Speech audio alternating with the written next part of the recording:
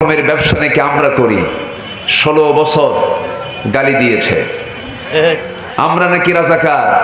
কই, আমরা তো পাকিস্তান কোনোদিন চিনিও না, যাইও নাই। কিন্তু যারা আমাদেরকে পাকিস্তানি রাজাকার বলে গালি দিয়েছিল, সেই ভারতীয় রাজাকার গুলো সবগুলো দিল্লি বসে আছে, আমরা কেউ যাই না। ঠিক কিনা? আমরা কেউ গেছি? আমরা দেশকে ভালোবাসি। দেশকে ভালোবাসার লক্ষণ এটা নয় যে 18 লক্ষ কোটি টাকা দেশের ঋণ করে তার মধ্যে 11 লক্ষ কোটি টাকা নিজেরাই পাচার করে নিয়ে চলে গেছে। এটার নাম দেশপ্রেম নয়।